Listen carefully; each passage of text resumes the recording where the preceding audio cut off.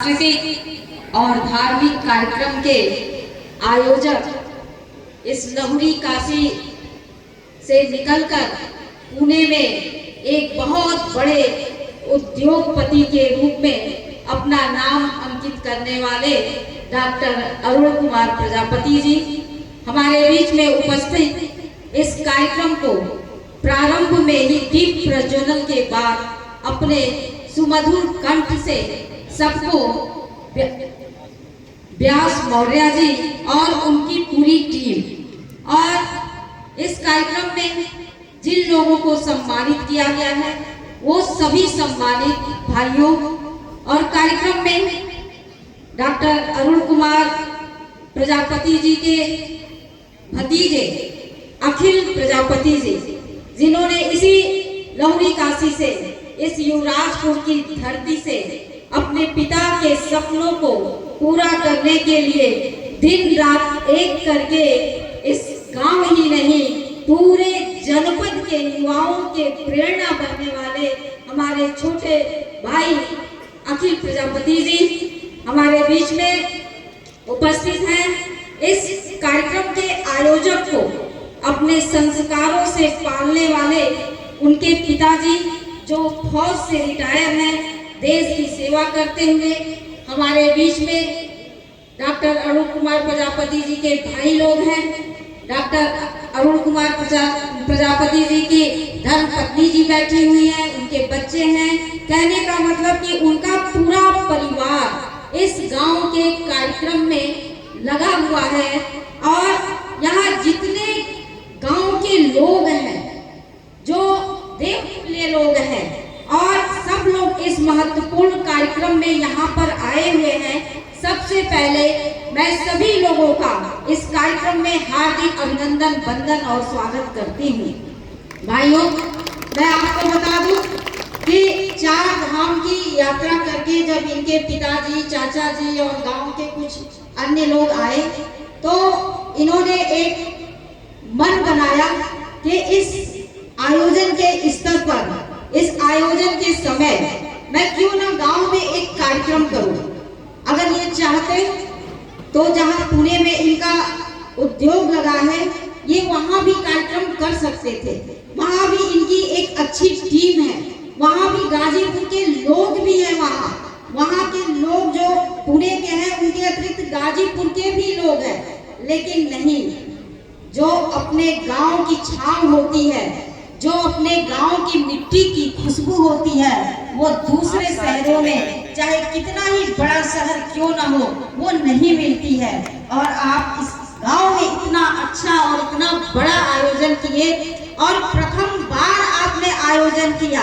और आपकी धर्म पत्नी कह रही थी कि पहली बार आयोजन हम लोग किए हैं, कहीं कोई त्रुटि तो नहीं। हमने कहा नहीं, इतना अच्छा कार्यक्रम, इतना अच्छा संदेश आप लोगों ने दिया है कि हम चाहेंगे कि समस्त गांव के लोग इस आयोजन के लिए एक बार जोरदार तालियां बजाकर पूरे परिवार का हार्दिक अभिनंदन वंदन और स्वागत करें। इस कार्यक्रम में तमाम समाज सेवा से जुड़े हुए लोगों को आपने सम्मानित भी किया, चाहे वो पर्यावरण के रूप में काम करने वाले रणधीर यादव जी हों, चाहे कृष्णानंद राय जी हों, चाहे हमारे भाई निशान सिंह जी हो, चाहे हमारे बीच में एक काम करते हैं जो गाजीपुर के लावारिस लाशें होती हैं उनके ये वारिस बनके एक गांव को, इस जिले को जहां भी कहीं लाश देखते हैं और उनके घर के लोग नहीं रहते हैं तो ये उनका दाह संस्कार उसके धर्म के अनुसार करते हैं। ऐसे हमारे वीरेंद्र भाई हैं हमारे बीच में, मुसहर समाज के लिए एक अच्छा काम करने वाले, जिनके विद्यालय से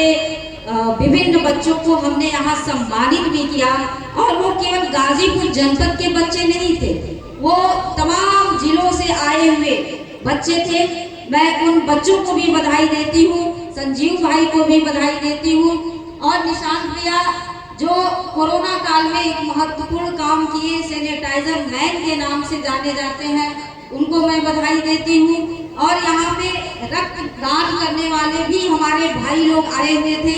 उन लोगों को भी मैं बधाई देती हूँ। हमारे यहाँ पे राजन प्रजापति जी और उनके साथ तमाम प्रजापति भाई लोग थे, उनको भी मैं बधाई देती हूँ, शुभकामना देती हूँ। हमारे बीच में दो और महत्वपूर्ण चेहरे हैं जो सदैव सामाजिक कार्यों में लगे रहते हैं और वो बगल में कुर्सी लगाकर बैठे हैं। एक भाई का नाम है लौ तिवारी जी और दूसरे भाई का नाम है कुश तिवारी जी। जैसे रामचंद्र जी के पुत्र थे लौ और कुश, वैसे ही आप दोनों भाइयों की जोड़ी है और कहीं भी जाते हैं तो आप अपने धार्मिक भजन से, धार्मिक बातों से लोगों का मन मोह लेते हैं। ऐसे हमारे लौ तिवारी जी और कुश तिवारी जी, एक समस्या की तरफ आपने मुझे ध्यान आकृष्ट कराया था। लौ तिवारी जी और कुश तिवारी जी ने एक मस्कुलर डिस्ट्रॉफी जो एक विश्वव्यापी समस्या है और हमारे जनपद में भी कुछ लोग उससे ग्रसित हैं। जब उन्होंने इस विषय पे मेरा ध्यान आकर्षित कराया तो तमाम जनपद के मुद्दों को, जो जब भी मुझे अवसर मिला, जब मैं विधायक थी तब, जब मैं राज्यसभा सांसद थी तब, उसको अपने पार्लियामेंट के प्लेटफॉर्म पे या फिर विधानसभा में उठाने का मैंने प्रयास किया। जैसे हम चाहते हैं कि गाजीपुर में हवाई यात्रा प्रारंभ हो गाजीपुर से, उसके लिए भी मैंने राज्यसभा में आवाज उठाई। हमारे गाजीपुर जनपद में ही एक नंदगढ़ चीनी मिल है, वो मिल भी बंद हो चुकी है और वो मिल यदि प्रारंभ होती है तो हमारे गाजीपुर के हजारों बेरोजगार लोगों को रोजगार मिलेगा। उसके लिए भी मैंने सदन में प्रयास किया, आवाज उठाई। हमारे जनपद में एक अफीम फैक्ट्री है जो एक समय हुआ करता था तो अफीम फैक्ट्री काफी अपने उत्तम अवस्था में थी, उसका पुनः उसी तरह विकास हो, वो आगे आए, अच्छा उसमें काम हो, उसके लिए भी मैंने आवाज उठाया। उसी कड़ी में तमाम जनपद की समस्याओं को लेते हुए, जहाँ पे ओवर ब्रिज बनाना है रेलवे क्रॉसिंग पे या फिर अंडर ब्रिज बनाना है, उसके लिए भी मैंने बात रखी। कई जगह पे स्वीकृत भी हुआ है और कई जगहों पे प्रक्रिया में लगा है। उसी तरह जब इन भाइयों ने मुझे बताया मस्कुलर डिस्ट्रॉफी के बारे में, तो उसको भी मैंने राज्यसभा के सदन में रखने का काम किया। कहने का अभिप्राय ये है कि जो भी मेरे नजर में आता है समस्या, या फिर